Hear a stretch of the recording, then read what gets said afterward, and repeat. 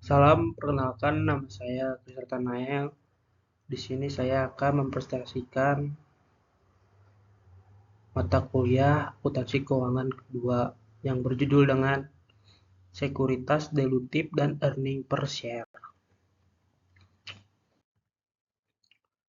Pertama itu tujuan pembelajaran. Mendeskripsikan akuntansi untuk menerbitkan konversi dan penarikan sekuritas yang dapat dikonversi atau convertible securities.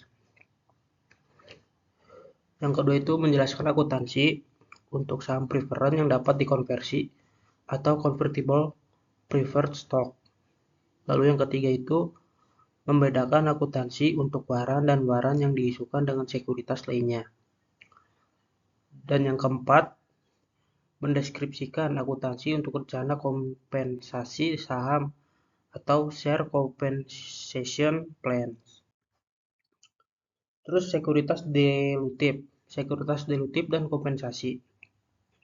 Dibagi menjadi 5 yaitu utang dan ekuitas, utang yang dapat dikonversi, saham yang dapat dikonversi, waran saham,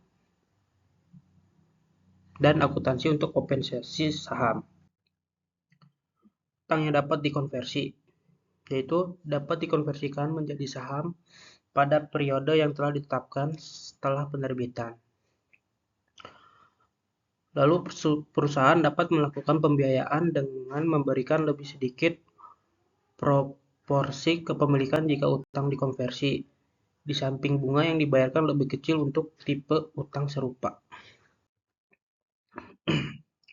Obligasi atau instrumen serupa dapat dikonversi oleh pemegangnya menjadi saham biasa dengan jumlah yang telah ditetapkan merupakan instrumen keuangan majemuk.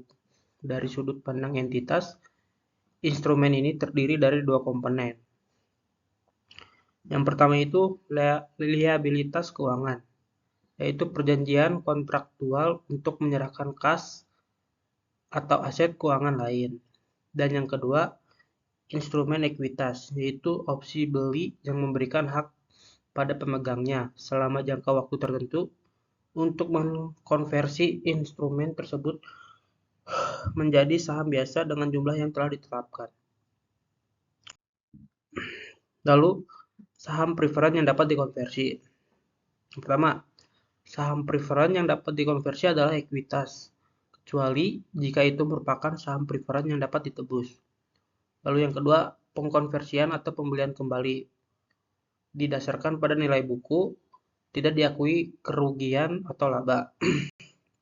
Dan yang ketiga itu jumlah lebih yang dibayarkan di atas nilai buku sering didebit dari laba ditahan. Waran saham. Waran saham adalah pemberian hak kepada pemegangnya untuk membeli saham pada harga dan periode tertentu. Biasanya, penggunaan waran dapat berdampak dilusi dengan mengurangi jumlah EPS. Situasi penerbitan waran. 1. Agar sekuritas lebih menarik. 2. Memberikan preemptive right kepada pemegang saham. Dan yang ketiga itu kompensasi kepada karyawan.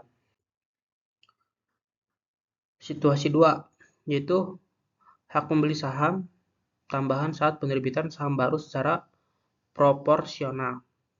Pertama, untuk mencegah dilusi atas hak voting merupakan opsi jangka pendek. Perusahaan hanya membuat memorandum entry ketika menerbitkan waran kepada pemegang saham. Jika perusahaan menerima kas lebih besar dari nilai per saham, maka dikreditkan pada akun agio saham biasa dan sebaliknya. Lalu yang situasi ketiga, yaitu hak membeli saham bagi eksekutif dan karyawan kunci. Kompensasi jangka panjang bertujuan untuk meningkatkan loyalitas pada karyawan kunci. Metode pelaporan opsi saham, yaitu metode nilai intrinsik, yaitu perbedaan harga saham dengan harga penggunaan waran saat waran diberikan. Dan yang kedua itu metode nilai wajar, nilai di mana suatu aset dapat ditukarkan atau suatu kewajiban diselesaikan antara pihak yang memahami dan berkeinginan untuk melakukan transaksi wajar atau arm's length transaction. Saham terkait. Perusahaan memberikan saham kepada karyawan dengan syarat saham tersebut tidak dapat dijual, dipindah tangankan, atau dijaminkan sampai kondisi tertentu terpenuhi. Jika dilanggar, maka harus ditebus beserta dividen yang telah diterima. Kelebihan saham terikat dibanding opsi saham.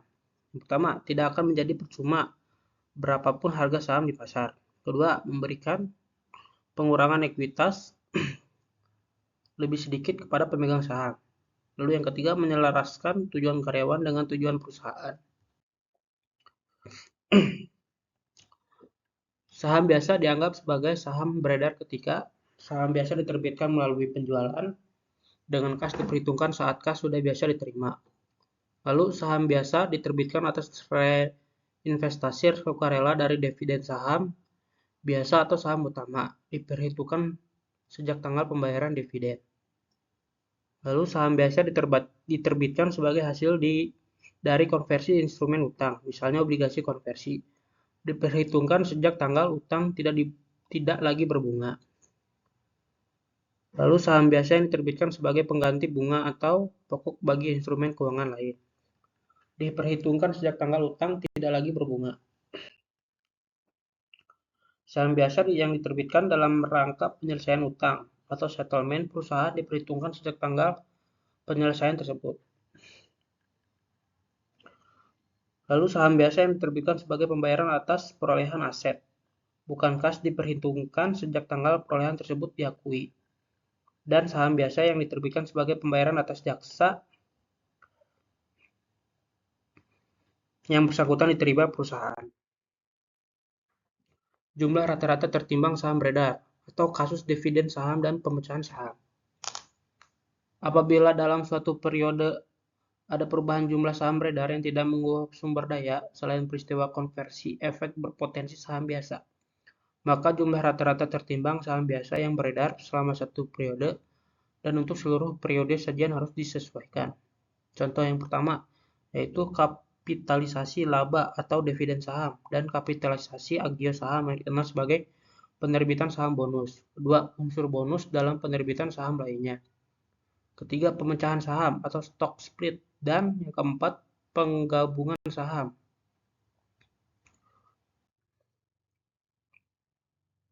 Sekuritas yang dapat dikonversi. Menggunakan metode jika dikonversi. Dengan asumsi satu dikonversi pada saat penerbitan sekuritas dan eliminasi bunga terkait setelah pajak. Dengan demikian, konversi sekuritas akan menyebabkan peningkatan bilangan penyebut atau rata-rata tertimbang pada saham beredar dan akan meningkatkan pembilang atau laba bersih. Jika tarif konversi berubah selama periode sekuritas beredar, maka perusahaan menggunakan tarif konversi yang paling mengurangi proporsi ekuitas atau paling dilutif.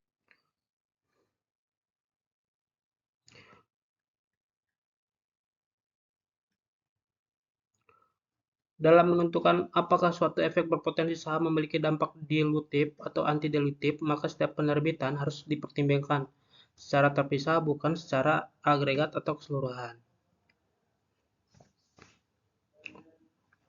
Urutan dalam mempertimbangkan efek berpotensi saham biasa dapat mempengaruhi keputusan apakah efek tersebut digolongkan dilutif atau tidak.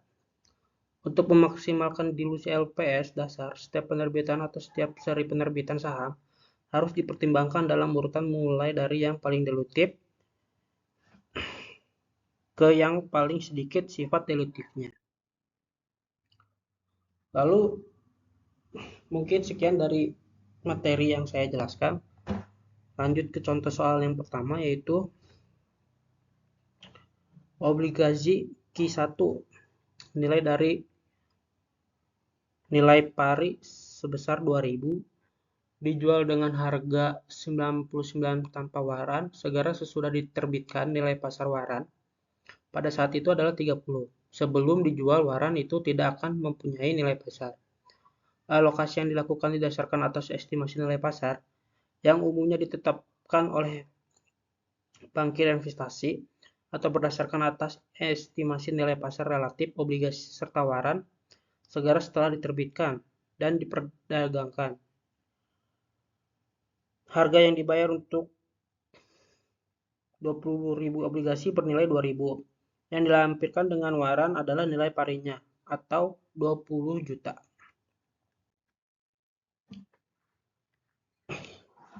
Di sini perhitungannya yaitu nilai pasar wajar obligasi tanpa waran yaitu 20 juta dikali 99%, yaitu 19.800.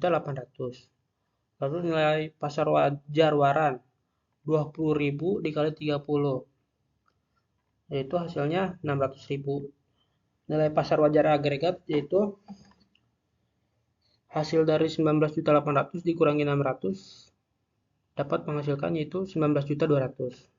Dialokasikan ke obligasi 19.800 dibagi 19.200 dikali 20 juta, yaitu hasilnya 20.625.000. Dialokasikan ke waran, yaitu 600.000 dibagi 19.200 dikali 20.000, yaitu hasilnya 625.000.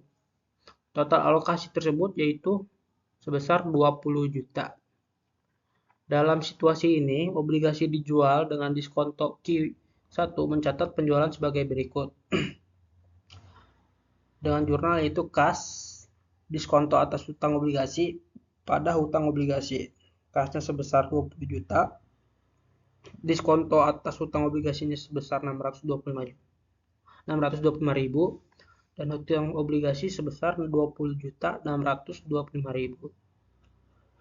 Di samping itu, Q1 juga menjual waran yang dikredit ke modal setor. Ayat jurnalnya adalah sebagai berikut, yaitu kas pada modal setor waran saham sebesar 625.000.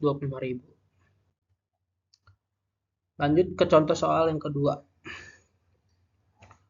Tahun 2023, Balatonmark memiliki laba bersih sebesar 19 juta dengan rata-rata tertimbang jumlah saham yang beredar 40.000 lembar saham. Perusahaan juga memiliki obligasi yang dapat dikonversi beredar. Obligasi tersebut berjumlah 2.000 lembar dengan total nilai 9 juta dan memiliki bunga 10%. Obligasi diterbitkan pada tahun dan dapat dikonversi menjadi 20.000 lembar saham. Beban bunga tahun 2023 yang dapat didistribusikan ke komponen liabilitas obligasi sebesar 900.000. Tarif pajak efektif sebesar 25%. Diminta hitungan laba per lembar saham dasar dan hitung laba per lembar saham terdistribusi. 1. Laba per lembar saham. Laba bersih tahun berjalan dibagi rata-rata tertimbang saham yang beredar, yaitu 19 juta dibagi 30.000 lembar. Ya, hasilnya 475. Yang kedua itu laba per lembar saham terdistribusi. Penyesuaian laba bersih. Laba bersihnya sebesar 19 juta. Lalu ada penyesuaian beban bunga setelah pajak. Obligasi 900.000 dikali 0,25, yaitu hasilnya 225.000. Penyesuaian laba bersihnya itu sebesar dijumlahkan yaitu 19.225.000. Penyesuaian rata-rata tertimbang saham beredar. Rata-rata tertimbang saham beredar yaitu 40.000 lembar. Saham yang diasumsikan akan diterbitkan obligasi awal tahun sebesar 20.000 lembar. Penyesuaian rata-rata tertimbang saham beredar sebesar 60.000. Laba per lembar saham terdistribusi. Lalu penyesuaian laba bersih tahun berjalan dibagi penyesuaian rata-rata tertimbang. Saham beredar sebesar 19.225.000 dibagi 60.000 lembar yang hasilnya yaitu 320,41 dilutif. Mungkin sekian yang saya dapat jelaskan dari presentasi ini. Maaf jika ada salah-salah kata. Terima kasih.